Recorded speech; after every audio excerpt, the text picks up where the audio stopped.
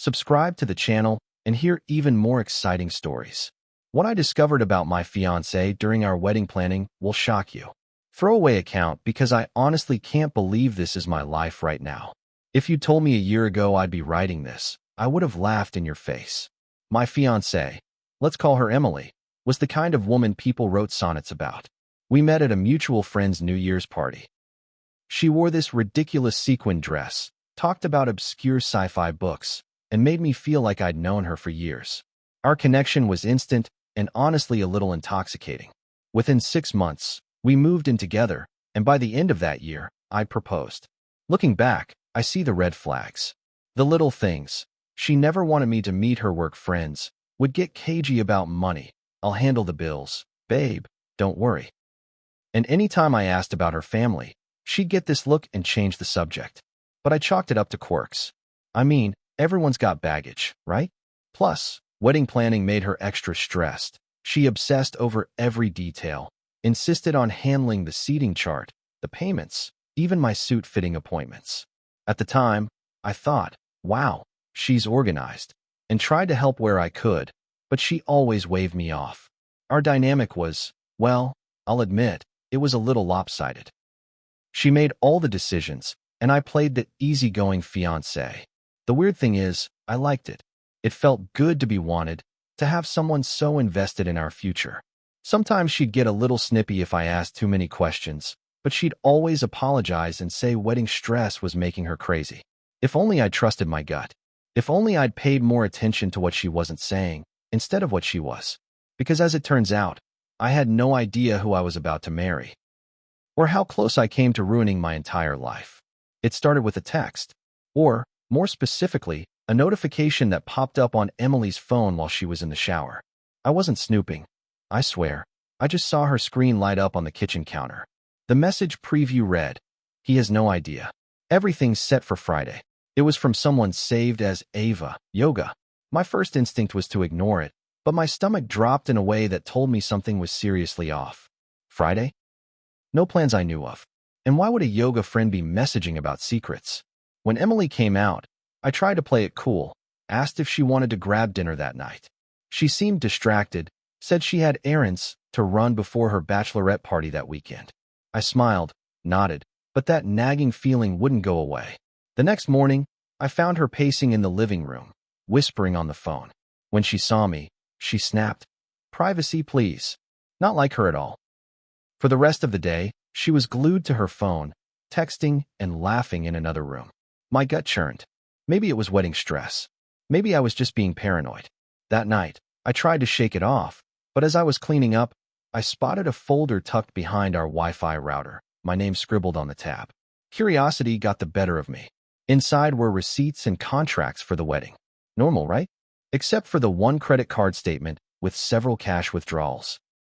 Thousands, over the last 2 months. I stared at the numbers, my mind racing. Why hadn't I seen these charges? And why would she need that much cash? For the first time, I wondered if Emily's secrets went beyond surprise parties or seating charts. I wanted to confront her right then, demand answers. But some part of me hesitated, afraid of what I might find out. Afraid, maybe, to admit that the woman I loved could be hiding a double life right under my nose. The receipts burned a hole in my brain all night. I barely slept. Part of me wanted to storm into the bedroom and demand the truth, but the other part, the one terrified of the answer, kept whispering, "Maybe it's nothing.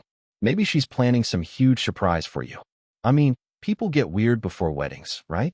Maybe all those late-night texts and secret cash withdrawals were for some over-the-top gift or honeymoon plan. That's what I told myself at 2 a.m. anyway. But as the week went on, Emily's behavior got even stranger. She started snapping at me for little things, leaving shoes by the door, forgetting to buy oat milk, not RSVPing fast enough to her cousin's rehearsal dinner invite. I told myself it was nerves, but deep down, I knew I was lying. Every time her phone buzzed, she'd grab it like it was about to explode. She stopped letting me help with wedding stuff altogether, telling me, "You'd just mess it up anyway," with a laugh that felt less and less like a joke. I tried to rationalize it, told myself she was under pressure, that every bride loses it a little before the big day. But I couldn't shake the image of those cash withdrawals. I started checking our accounts, discreetly at first, then obsessively. That's when I realized some of her charges didn't match up with the stories she'd told me. There were payments to vendors we supposedly hadn't booked, checks written out to people I'd never heard of, and even a Venmo transfer labeled deposit, final payment. I felt myself unraveling, replaying every conversation, every weird moment, every red flag I'd brushed off in the name of love. The more I tried to talk myself down, the more I felt the truth closing in. Something was seriously wrong, and I could either keep pretending or finally start digging for the answers I didn't want, but needed. I wish I could say I launched into Sherlock Holmes mode with confidence, but the truth is, I was scared. I started small. I texted a couple of my buddies who'd helped with the wedding prep. Hey, do you know this vendor? Did Emily ever mention them? Blank stares all around. Next, I tried her best friend, Sam, Emily's go-to for everything wedding-related. When I casually asked about Friday plans, Sam seemed genuinely confused. I thought we were doing brunch Saturday. What's Friday? Red flags everywhere. But still, part of me wanted to be wrong. I dug deeper. Late one night, while Emily was out finalizing centerpieces, I checked her laptop. Yeah, I know, not my proudest moment, but the anxiety was eating me alive. That's when things started to make sense, in the worst possible way. I found a string of emails under a different Gmail account, logged in on a separate browser. They were with a woman named Ava. Same, Ava, yoga, from her phone. But these weren't about yoga. They were about cash payments, staging, and an agreement for after the wedding. One line in particular made my blood run cold. Don't worry. He'll sign anything you put in front of him if you're sweet enough. I felt like I'd been punched in the gut. Every instinct screamed at me to confront Emily right then and there. But I held back, barely. I needed to know how deep this went. Was this some kind of scam? Was Ava blackmailing her? Was Emily setting me up for something? I spent the rest of the night scrolling through messages, contracts, even a draft prenup I'd never seen before. The lies were everywhere, layered in ways I never could have imagined. The woman I was about to marry was orchestrating something behind my back, something that would change everything. That was the night I stopped making excuses. The only thing scarier than what I was discovering was realizing how long I'd ignored the warning signs, all in the name of love. By the next morning, my nerves were shot. I barely managed coffee, my hands shaking so badly I almost dropped the mug. I rehearsed what to say 100 times, but nothing felt right. Emily walked into the kitchen, all cheerful like nothing had changed, and I felt this weird mix of heartbreak and rage. I couldn't keep up the act anymore. I started simple. Emily, who's Ava? The way her smile froze was all the answer I needed. She went pale but tried to recover, brushing it off. Oh, she's just someone from my yoga class, helping with some wedding details. I pressed harder. What about the emails? The cash withdrawals? The agreement you and Ava have about me? The air turned to ice. For a moment, Emily looked at me like I was a stranger. Then, just like that, the mask slipped. She snapped. You went through my stuff? Wow, trust much? Deflection, anger, a hint of real fear. But I didn't back down. I laid out everything I'd found. The fake vendor payments, the hidden emails, the prenup draft. That's when she lost it. She started crying, accusing me of being controlling and paranoid, of ruining the happiest time of our lives. But I'd seen too much. What are you planning, Emily? Are you scamming me? Did you ever actually love me? She screamed that I was ruining everything, and stormed out. The apartment felt cavernous without her, the silence so loud it hurt my ears. My phone blew up with texts from her, some begging me to forgive her, others blaming me for being a snoop and a bad partner. I sat there, numb, replaying everything. Was she actually going to marry me and pull some kind of scheme? Was our whole relationship a lie? I felt like I was losing my mind. But one thing was clear. The person I loved wasn't the person standing in front of me anymore. And maybe she never was. After Emily left, I just sat on the kitchen floor staring at the fridge, waiting to feel anything but hollow. I kept thinking, this can't be real. But every detail, Ava's emails, the sketchy cash, the look on Emily's face, kept replaying in my head, turning my insides to lead. She texted nonstop for 2 days. At first, begging, please, let's talk. I can explain. Then shifting to anger. You're destroying everything. I was trying to protect us, The mood swings were wild. Her friends started messaging me too, some accusing, some confused, a couple, including Sam, quietly asking if I was okay. That was when it really hit me. I wasn't just losing my fiancée. I was losing an entire life I thought I'd built. Friends, routines, future plans. All of it felt poisoned. Telling my parents was its own nightmare. My mom cried. My dad just kept repeating, "Son, I'm so sorry." They wanted answers I didn't have. How long had this been going on? Was it always about money, or did she ever really love me? I had no clue. All I knew was that trust, real, easy trust, felt like a story I'd outgrown overnight. Sleep was a joke. I kept reliving every conversation, every cute moment Emily and I had, picking apart the little lies I'd missed. Had she ever meant a single word? The doubt ate at me until I could barely stand it. Friends called, offering to help pack up her things or just sit with me in the wreckage. Most days I said no. I wanted to be alone with the truth, even when it burned. And beneath all that pain was a new, unfamiliar feeling, anger. Not just at Emily, but at myself. For ignoring the signs, for letting love blind me, for giving someone that much power. It hurt, but it was also the first spark of something like freedom. By the end of the week, my grief had calcified into determination. I stopped answering Emily's texts and blocked her number. I emailed Ava, short, direct, no drama, telling her I knew everything and that if she or Emily tried anything legal, I'd go public with the emails and receipts. Neither of them replied. For the first time in days, I felt like I could breathe. Next, I called our venue, our vendors, and my bank. I explained that the wedding was off, canceled all pending payments, and flagged anything suspicious with my accounts. The staff were sympathetic.